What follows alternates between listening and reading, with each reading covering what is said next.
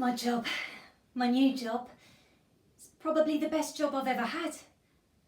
Although the old one was pretty good. But look, times change, things happen. And I've got what they call transferable skills. Good customer service, people facing.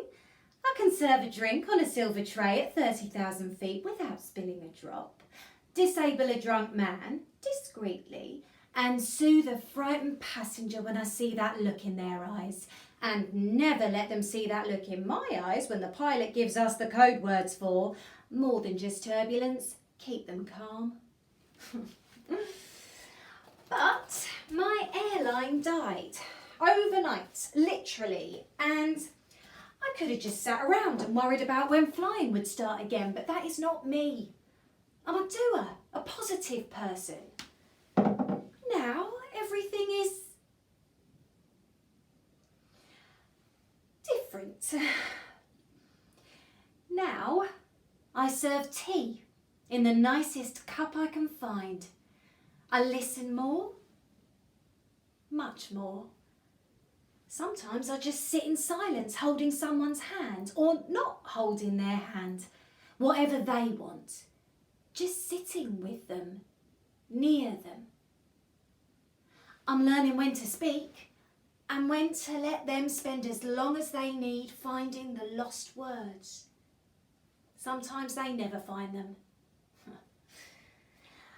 I am learning to walk down a corridor that must seem endless, holding someone's arm gently so I don't bruise them, and softly folding someone's legs onto the footpads of a wheelchair and opening the door to sweet fresh air.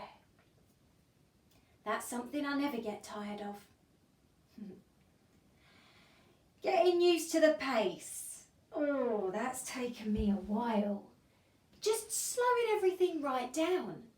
There are very few clocks in here because time doesn't have that much meaning. Before it was all about takeoff and schedules. And right, 15 minutes into being airborne, get the trolley ready, get the napkins out, make sure the seatbelt signs have gone off, and then up and at 'em with the lunch choices. I won't lie. I do miss it. I miss takeoffs the most. That view from the windows. Watching the sky turn silver, then black, and then the bright burning blue and the arc of light as the plane banks.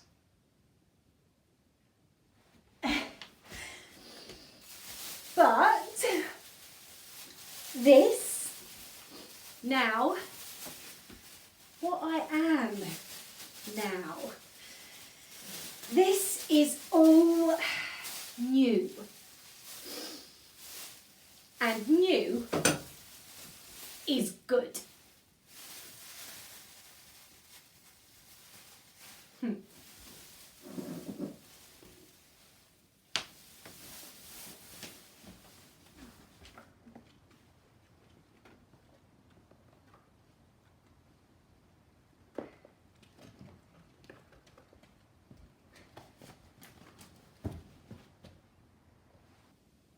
June's 94 today. Very upright. Cheekbones and eyes keen and sharp. Bright white hair pulled back into a bun. I know how to do it now, how she likes it, so it doesn't hurt her. Happy birthday, I say. She doesn't look at me. This is normal. Thank you, Jade, she says, after a while. I got you something, I say. Look. She doesn't look.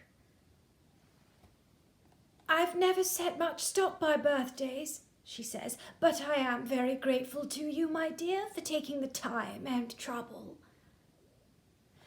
She does have visitors, but they sometimes look as though they'd rather not be here. Reluctant passengers, I know all about those. Is there anything I can do for you? I say. Still doesn't look at me. There is something I would like to ask you, she says. Please refrain from ever calling me dear, or love, or darling, or babe. Please call me Mrs. Wooden, or June, or call me nothing, but I beg of you, please, I wouldn't dream of it. June, I say. And she almost smiles. I see her mouth curl up slightly at the corners. We're not supposed to have favourites, but June is herself. She can spend hours looking out at the birds, and we sit in silence together. She's a very calm person to sit with. I sometimes forget it's a job. She looks at the larks particularly, as they circle and wheel in the sky. And then she will sigh and ask me to take her in. Or she will ask me to play some music before I leave. She has an Alexa, but her voice isn't always strong enough to make it work. Would you ask that girl to play some Vaughan Williams? She says. I've tried, but sometimes it comes out all wrong. The other day it was Robbie Williams. Most unwanted.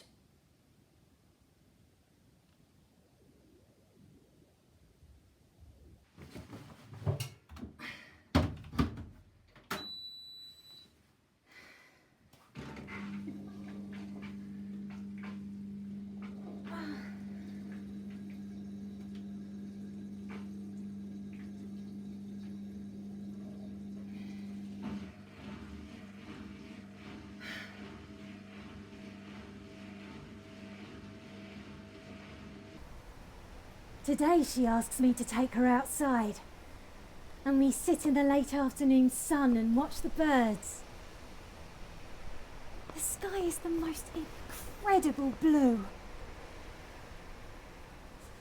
I used to fly, she says. We all did, I say. I flew, she says. Where did you go? I say. On holiday? Before all this? No, she says, crisply. I flew Spitfires, Wellingtons, Lancasters, all the bombers. 10 minutes to learn the logbook, get in and take off. She's completely still. I hold my breath, willing her to say more, and when she doesn't, I say, in the war. Of course in the war. If her son were here now, he'd be rolling his eyes at me. That's what he does whenever she says anything. Oh, Mum, you don't want to go on about the past. Which was your favourite? I say. The Spitfires were everyone's favourites. They flew like a bird and landed like a cat. Once you'd gone up in a Spitfire, you never wanted to fly anything else. But we flew whatever we were given. All of us, all the girls. We loved the Spitfires. It was like touching the sun. Do you see? She tilts her head back. A rare plane goes overhead. The trail is broad and white and it's silent. That used to be my route, I say without thinking. Serving gin and tonic at 30,000 feet to businessmen. Don't you miss it? Being up there, touching heaven? No, I say, no. I'm earthbound now. Do you miss it? She doesn't answer. Are you cold? I tuck the blanket over her feet. A little, she says. Shall we go in? No. Not yet. Not until we have to.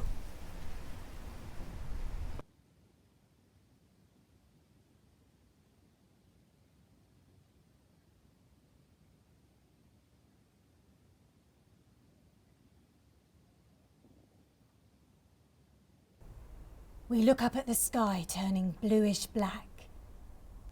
There's a star. Just one. North Star, she says. My guiding light. That was how I knew where to go when it started to get dark and I was still up there. Alone. Always alone. Just me and the birds. I get the gift I have for her out of my bag. I don't know if she'll like it. I don't know if she'll really understand why I brought it, but here it is anyway. I don't know if, I say, hesitating. I'm usually very clear-cut and simple with what I say and offer to people in here, because that seems to work best, but I just thought... She still doesn't look at me. June, I just thought you might like these because did you want to remain a stewardess all your life? She says suddenly. And I don't know what to say. Well, I never really thought about it. Did you never want to fly the damn plane yourself? I have to look away. Well, speak up. Yes, I say. And it's a relief to admit it. Yes, I wanted to fly the damn plane. Well, what's stopping you? She doesn't understand. I can't just... I was 14 when I started flying. And nothing would have stopped me. Nothing on earth. It's not that simple. How old are you? 24, 25? I'm 30, I say. And saying it out loud scares me. I've done so little, and she's done so much. 30. Pauline was 30. That's a good age. Pauline, I say, is she wondering? Pauline Gower, my CO. And before I have a chance to ask her what that means, she interrupts crisply. Commanding officer, got women flying in the war. Oh, for goodness sake, look it up. Isn't that what you do now? Look everything up. Educate yourself. She's getting irritable now. It might be tiredness. It might be old age. It might be... From when I was a little girl, I always wanted to fly. And my father had an old biplane used to spray crops on our farm. It was broken, hadn't been flown in years. And I asked him if he'd let me go up in it. And he thought about it, and he laughed to himself. And he said, all right, Junie, if you can repair it, you can fly it. And he thought I wouldn't do it. He thought I wouldn't have the patience. But when you really want something... She shivers. Let's go in, I say. Let us not, she says firmly.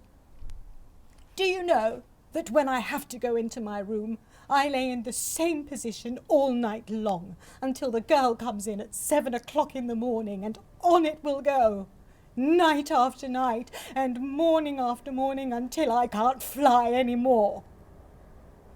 So, let us sit.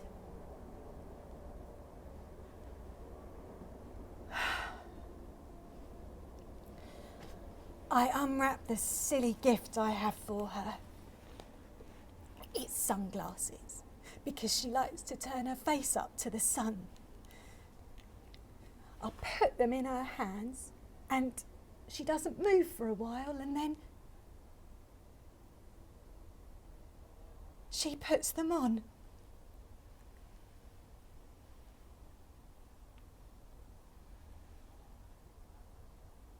Thank you, she says.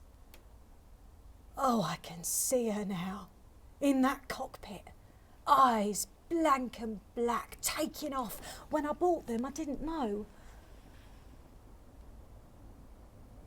Finally, she looks at me. You can do something else for me, she says. Learn to fly. And she takes off the sunglasses. And she winks.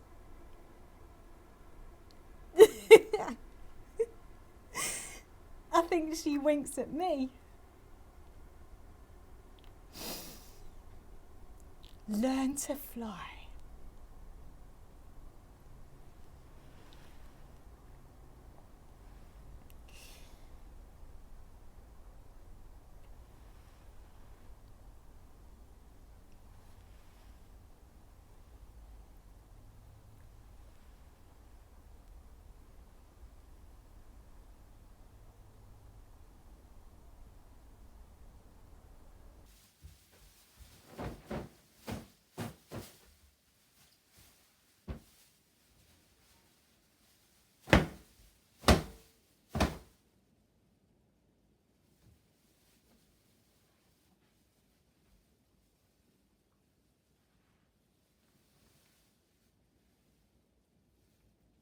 Alone,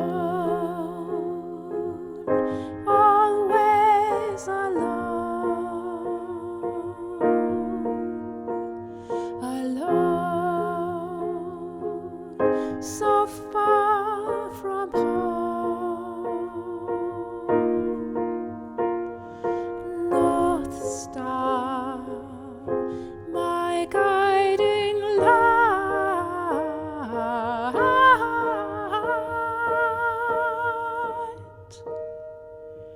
I touch heaven.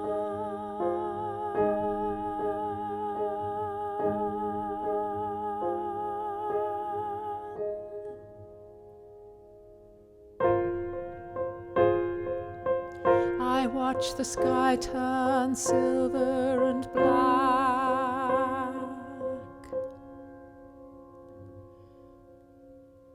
Alone, always alone, alone, so